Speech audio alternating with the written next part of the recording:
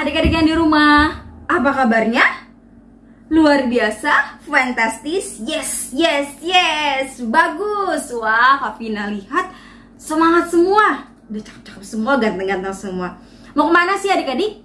Ya, mau mendengarkan firman Tuhan atau mau ibadah sekolah minggu HKB Petukangan. Nah, adik-adik, sebelum kita mau mendengarkan firman Tuhan, kita berdoa dulu, berserah teduh dulu sejenak. Lipat tangannya, tutup matanya. Yuk kita berdoa sama-sama.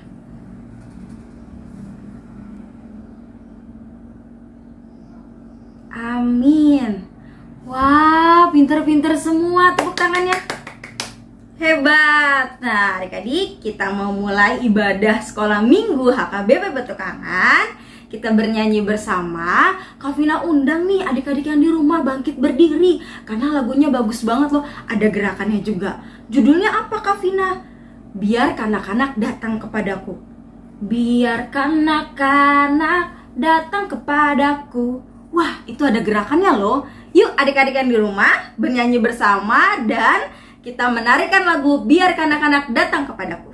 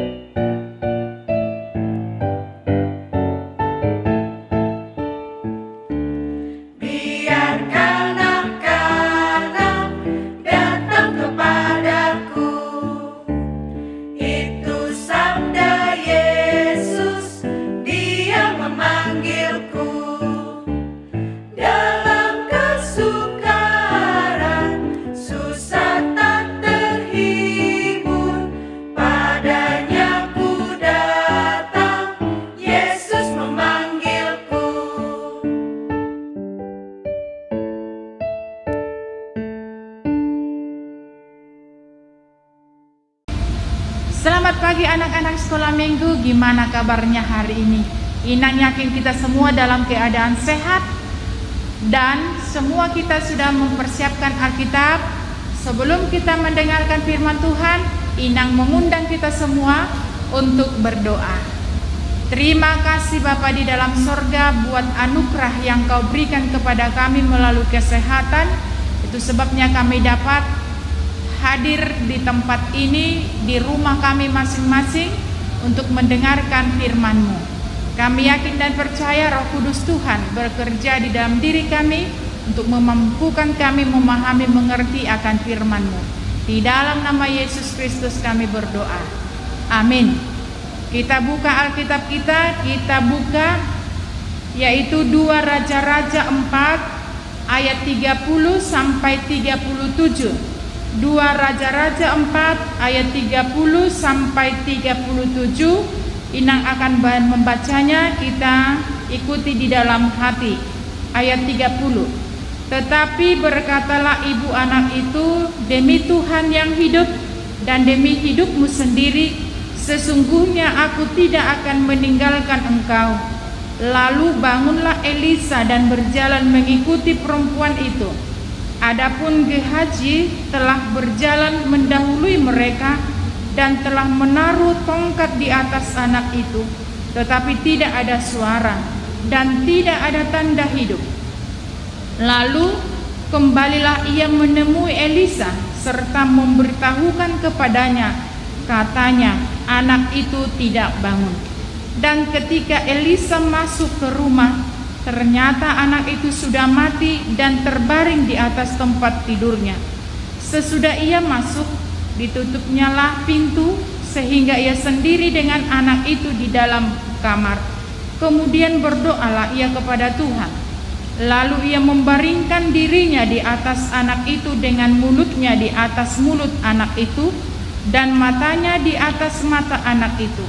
serta telapak tangannya di atas telapak tangan anak itu, dan karena ia meniarap di atas anak itu, maka menjadi panaslah badan anak itu. Sesudah itu ia berdiri kembali dan berjalan dalam rumah itu, sekali ke sana dan sekali ke sini. Kemudian meniarap pula lah ia di atas anak itu. Maka bersinlah anak itu sampai 7 kali, lalu membuka matanya. Kemudian Elisa memanggil Gehazi dan berkata, "Panggillah perempuan Sunem itu." Dipanggilnyalah dia, lalu datanglah ia kepadanya. Maka berkatalah Elisa, "Angkatlah anakmu ini." Masuklah perempuan itu, lalu tersungkur di depan kaki Elisa dan sujud menyembah dengan mukanya sampai ke tanah. Kemudian diangkatnyalah anaknya lalu keluar. Demikian firman Tuhan, anak-anak sekolah minggu. Di sini dikatakan bahwa ada cerita seorang keluarga, kita katakan, mempunyai anak. Lalu anaknya itu mati karena panas. Pasti kita gelisah, seorang ibu ketika anaknya sakit atau meninggal, pasti ibu itu sangat sedih.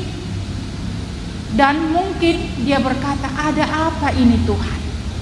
Tetapi kita lihat ada Nabi Elisa tadi di sini. Dia seorang Nabi Elisa, dan Nabi Elisa ini dipanggil untuk berdoa supaya anak ini sembuh. Tetapi sebelumnya ada Gehazi tadi katanya di situ memberikan pertolongan pertama. Tetapi ternyata anak itu tidak bangun, dikatakan udah mati. Lalu dipanggilnya Elisa. Elisa katanya tadi di sini dia menutup pintu, dia berdoa, dan apa yang terjadi? Kita lihat bahwa anak itu bangun, dia bersin. Sungguh luar biasa kita lihat. Mujizat terjadi. Maka Elisa mengatakan sama Gehazi, "Panggillah ibunya supaya dia membawa anak ini." Maka dikatakan di sini ibu itu tersungkur. Bahkan dikatakan di ayat 37 itu tersungkur sampai ke tanah, dikatakan. Karena apa? Dia sangat bersyukur, dia sangat bersuka cita. Karena apa? Anaknya tadi yang dinyatakan meninggal itu sekarang bangun. Ternyata dia masih hidup. Dia bersyukur kepada Tuhan, sungguh besar kuasa Tuhan. Siapa yang tidak senang tadi yang dinyatakan anaknya meninggal, tetapi ternyata bangun, luar biasa. Karena itu dikatakan di sini bahwa Allah itu adalah sumber hidup kita. Apapun yang terjadi di dalam hidup kita ini, kita jangan jadi meninggalkan Tuhan. Karena apa? Di luar kemampuan kita, di luar pikiran kita, Tuhan akan menyatakan itu dalam hidup kita. Karena itu anak-anak sekolah minggu, apapun yang terjadi dalam kehidupan kita, mungkin kita bersedih, atau mungkin kita mengalami banyak pikiran kita, mungkin kita belum bebas berhadapan, berkomunikasi. Tapi ketika kita mengandalkan Tuhan dalam hidup kita, Tuhan akan menjaga, melawat, memelihara kita. Karena itu andalkanlah Tuhan. Kalau dikatakan di sini, kalau kita buka di dalam Amsal 14 ayat 27, firman Tuhan mengatakan takut akan Tuhan adalah sumber kehidupan, sehingga orang terhindar dari jerat maut. Dikatakan tadi takut akan Tuhan adalah sumber kehidupan, sehingga orang terhindar dari jerat maut.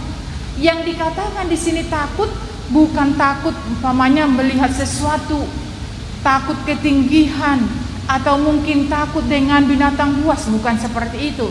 Tapi takut di sini taat, setia kepada Tuhan. Ketika kita takut, ketika kita setia kepada Tuhan, maka dikatakan kita akan terhindar dari segala jerat maut.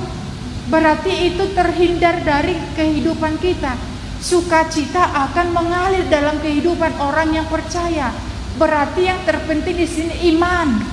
Ketika anak-anak sekolah minggu HKBP Petukangan mempunyai iman yang kuat, maka apapun yang terjadi dalam kehidupan kita tidak akan jadi lemah. Kita tidak akan meninggalkan Tuhan, tetapi segala sesuatu yang terjadi dalam kehidupan kita itu pasti menguatkan iman percaya kita. Karena apa? Karena kita punya iman. Kita punya Tuhan yang luar biasa, Tuhan yang mempunyai kehidupan kita.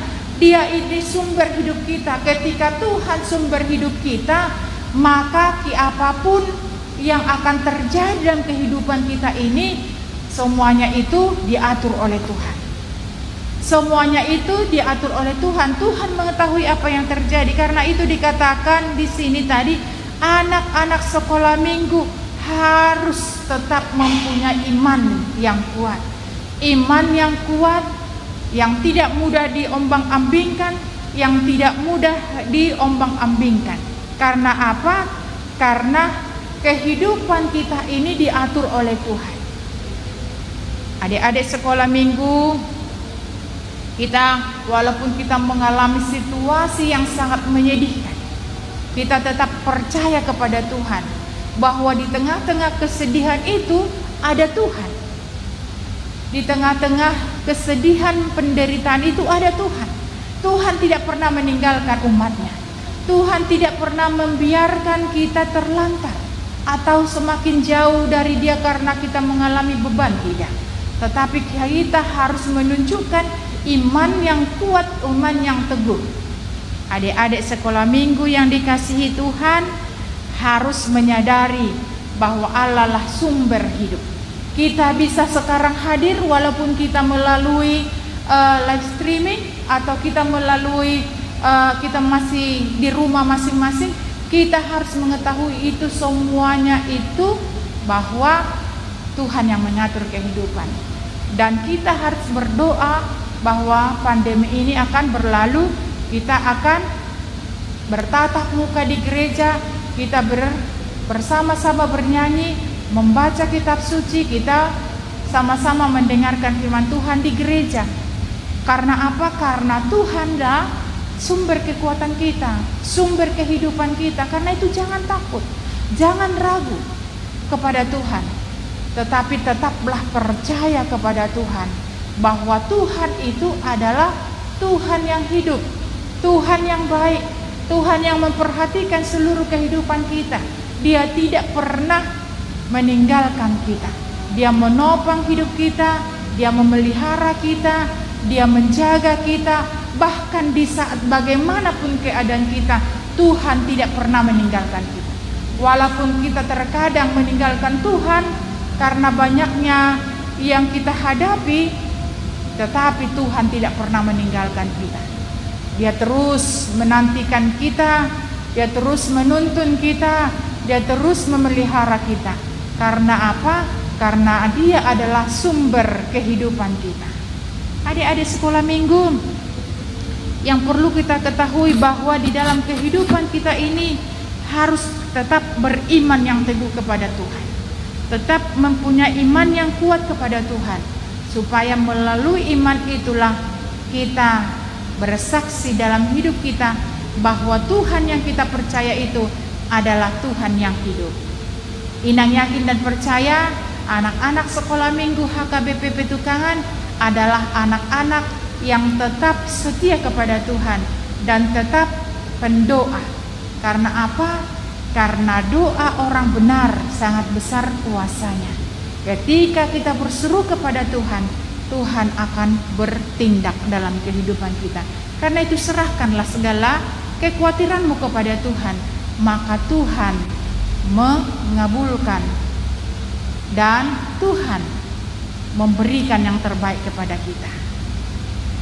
Inang yakin dan percaya kita semuanya anak-anak sekolah minggu adalah anak-anak yang tetap setia kepada Tuhan. Amin. Selamat hari Minggu. Tuhan Yesus memberkati. Kita berdoa. Kami bersyukur untuk firman-Mu Tuhan yang boleh kami dengarkan pada pagi hari ini. Biarlah firman itu yang menguatkan iman percaya kami, supaya kami tetap mengandalkan Engkau. Ketika kami mengandalkan Engkau di dalam kehidupan kami mendapat jalan keluar di setiap pergumulan masalah yang kami hadapi. Bapa, berkati anak-anak sekolah minggu di dalam mempersiapkan dirinya untuk ujian atau ulangan kenaikan kelas. Biarlah Engkau berikan roh hikmat, roh kebijaksanaan kepada mereka, supaya mereka memakai waktu ini untuk mengulang-ulangi pelajaran mereka. Berkati juga orang tua mereka yang selalu mendampingi anak-anak sekolah minggu, supaya mereka tidak jemu-jemu memberikan perhatian kepada anak-anak sekolah minggu. Guru-guru sekolah minggu juga berikan kesehatan, supaya mereka juga memberikan pengajaran yang terbaik kepada anak-anak sekolah minggu. Terima kasih Bapa, kami yakin dan percaya Engkau mendengarkan doa kami, dan ampuni kami dari segala dosa kami, supaya kami layak menerima berkat-Mu. Hanya di dalam nama Yesus Kristus kami berdoa. Amin. Oke, selamat hari Minggu. Tetap jaga kesehatan. Tuhan Yesus memberkati. Shalom. Oke, adik-adik, kita mau memberikan persembahan yang terbaik untuk Tuhan. Yuk adik-adik dipersiapkan persembahannya. Adik-adik boleh memberikan persembahannya melalui link HKBP Petukangan, atau adik-adik boleh memberikannya ke Sintua Banjar yang ada di rumah adik-adik. Nah, adik-adik, kita akan memberikan persembahan kita sambil kita bernyanyi. Lagunya bagus banget loh adik-adik. Tanganku na met-met hule honma tude bata. Yuk adik-adik, semangat untuk bernyanyi dan memberikan persembahan yang terbaik untuk Tuhan Yesus.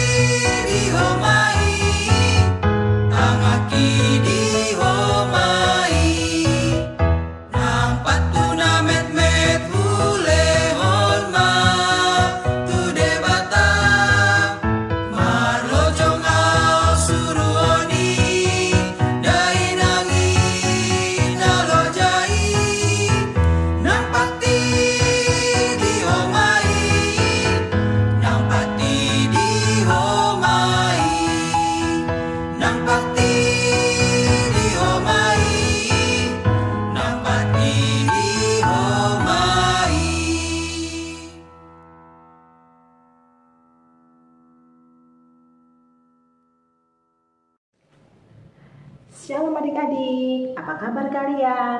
Kakak Fian berharap kalian dalam keadaan sehat, sukacita, dan sudah siap untuk mendengarkan pelajaran kita hari ini, yaitu belajar firman Allah.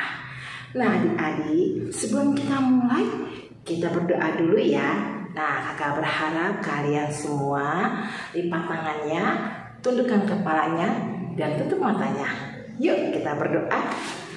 Ya Tuhan Yesus, terima kasih untuk hari ini. Kami senang sekali kami boleh kembali untuk belajar Alkitab bersama kakak-kakak sekolah minggu. Tuhan Yesus, berkatilah kami agar kami dapat memahami apa yang kami pelajari dengan pimpinan Roh Kudus-Mu. Terima kasih Tuhan Yesus untuk hari yang indah ini. Amin. Nah adik-adik, yes, fantastis, luar biasa. Nah, ya hebat.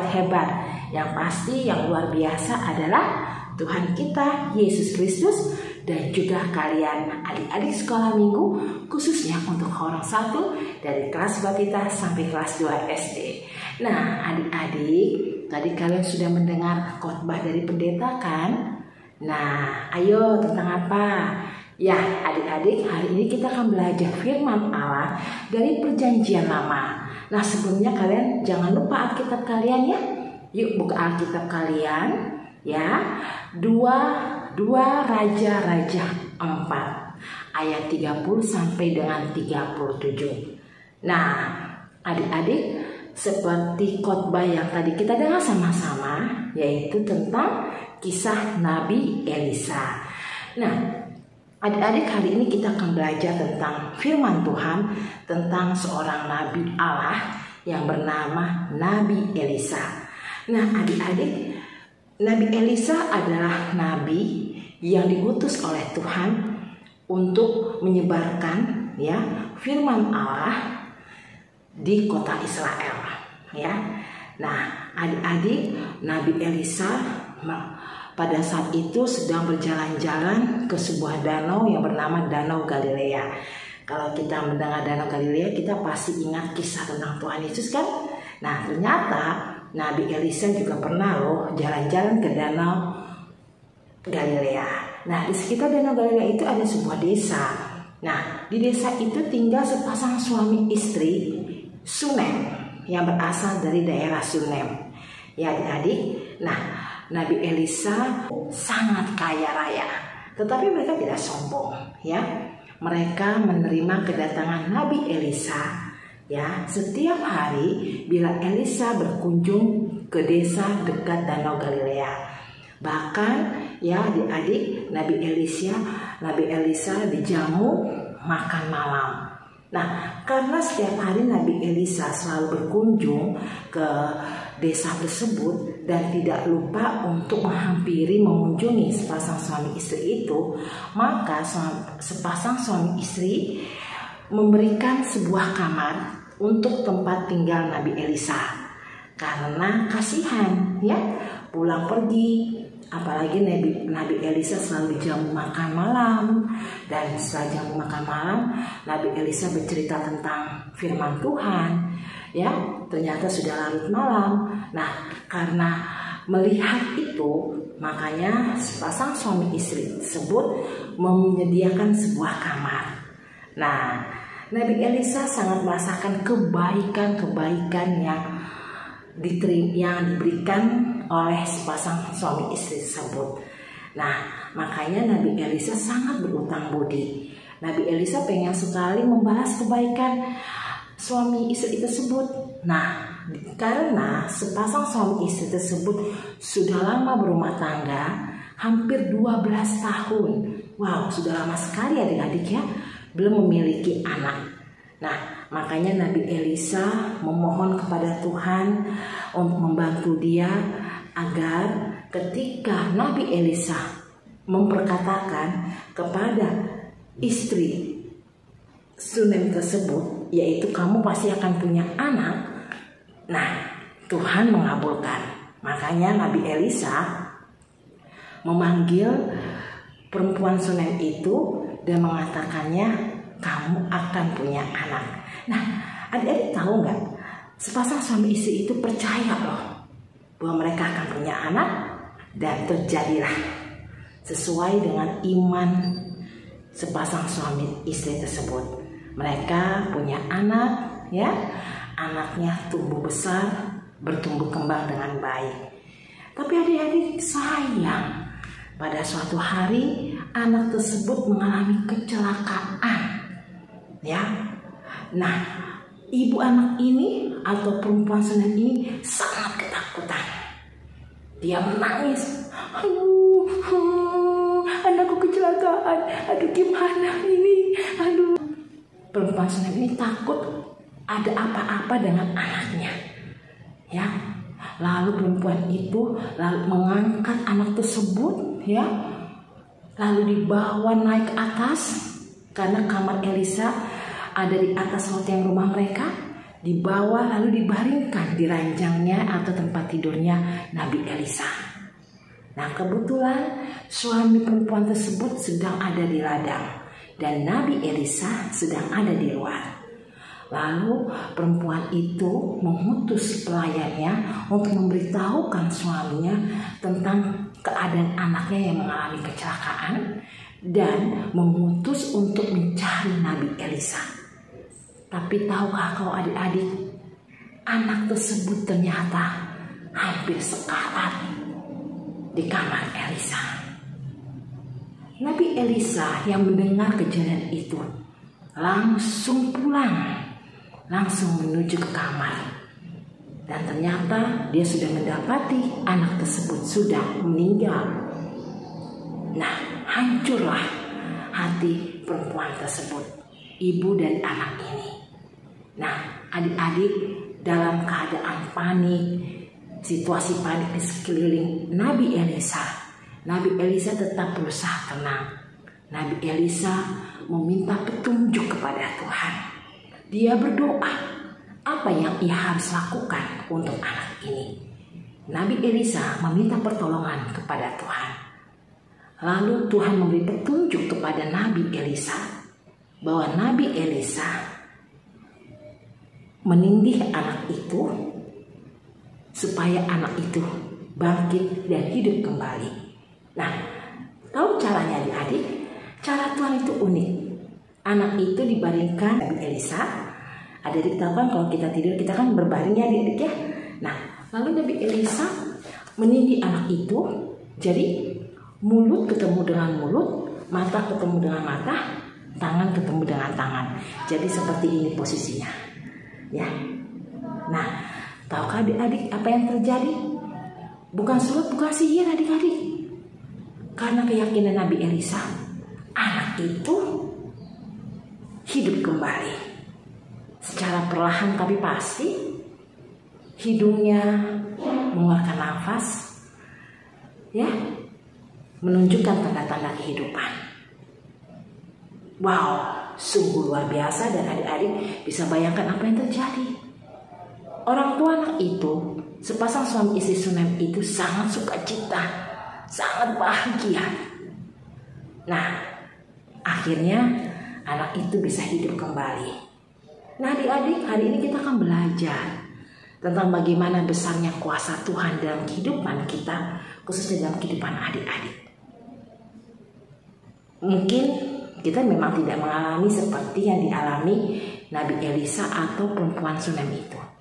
Tapi pernyataan Tuhan terhadap kita amat sangat dahsyat, luar biasa, khususnya buat adik-adik dari orang kecil, kelas batita sampai orang tua. Coba kalian bisa sebutkan pernyataan Tuhan dalam kehidupan kalian sehari-hari. Ya, dalam kondisi keadaan pandemi sekarang ini adik-adik yang hampir 2 tahun kurang lebih ya adik-adik, kalian masih dalam keadaan sehat. Ya, lalu kalian bisa kembali ke sekolah tatap muka, bahkan kita bisa kembali ke gereja, ya. Oh ya, kalian belum bisa tatap muka ya, tetapi kakak-kakak kalian yang dari kelas 3 sampai kelas 6 sudah mulai menikmati firman Tuhan lewat sekolah minggu secara tatap muka. Ya, itu berarti apa? Dari pernyataan Tuhan. Ya, kita dimampukan melewati masa-masa sulit. Ya, kalian masih masih bisa menikmati hari-hari walaupun kalian mungkin tidak seperti dulu lagi, tapi kalian masih bisa makan, ya. Kalian masih bisa menikmati hidup, bernafas. Yang pasti pernyataan Tuhan yang sangat dahsyat luar biasa adalah ketika kita adik-adik bangun tidur. Ya, kita bangun dari tidur tetap dalam keadaan sehat. Ya, kita bisa makan, kita masih punya papa dan mama. Kalau penyertaan Tuhan, yaitu apa? Kalian masih bisa dimampukan melewati hal-hal yang sulit. Kalian masih mendapat kasih sayang dari tante, om, ya. Yang pasti adik-adik, jangan lupa selalu berdoa. Seperti Nabi Elisa, bayangkan dia seorang nabi loh adik-adik. Ya, dia selalu tetap berdoa, meminta petunjuk kepada Tuhan. Dan apa yang didapatkan Nabi Elisa? Ya, anak itu hidup kembali. Karena Nabi Elisa yakin. Nah, adik-adik juga begitu. Mengimani. Iman itu adalah yakin. Kalian meminta apa? Kalian ada apa? Kalian langsung bawa dalam doa. Kalian curhat kepada Bapa di surga, kepada Tuhan kita lewat doa. Ya, kalian yakin mendapatkannya, pasti Tuhan kasih. Nah, adik-adik, itulah pelajaran kita hari ini, pelajaran dari kisah Nabi Elisa yang mengajarkan kita bahwa penyertaan Tuhan sangat dahsyat luar biasa kalau kita meyakininya. Dengan cara apa? Yang pasti berdoa. Karena doa adalah nafas orang Kristen yang diajarkan oleh Tuhan. Ya, apalagi kalau kita berdoa tidak usah bertele-tele, kita cukup aja berdoa. Doa Bapa kami, doa yang diajarkan oleh Tuhan Yesus. Nah, adik-adik, sekian firman kita untuk hari ini. Percaya bahwa Allah kita hebat, dahsyat dan luar biasa. Allah kita bukan tukang sulap apapun tukang sihir, tapi kalian selalu bawa dalam doa. Ingat tentang kisah Nabi Elisa ini. Tiada yang mustahil bagi Tuhan. Bayangkan, anaknya sudah mati, ya, bisa hidup kembali karena imannya Nabi Elisa meyakini bahwa Allah Tuhan kita mampu menyembuhkan, bahkan bukan menyembuhkan, membangkitkannya. Allah kita hebat, dahsyat luar biasa. Nah, adik-adik, sekian sekolah minggu kita hari ini. Kiranya adik-adik tetap setia selalu mengikuti ibadah online sekolah minggu. Kita berharap suatu saat kita bisa kembali bertemu secara tatap muka. Oke adik-adik. Nah, sekarang kita berdoa ya. Yuk, lipat tangannya, tutup matanya, tundukkan kepalanya. Terima kasih Tuhan Yesus untuk hari ini. Sungguh bersyukur kami bisa masih boleh mendengarkan firman Tuhan. Tuhan, ajarlah kami ajarlah kami agar kami bisa boleh seperti Nabi Elisa, meyakini iman bahwa Allah dahsyat luar biasa menyertai kami. Dalam keadaan apapun kami tetap dikuatkan. Tuhan Yesus, terima kasih untuk hari ini, firman-Mu sungguh dahsyat luar biasa. Terpujilah nama-Mu sekarang sampai dengan selama-lamanya. Amin. Shalom adik-adik, Tuhan Yesus Kristus memberkati. Bye-bye.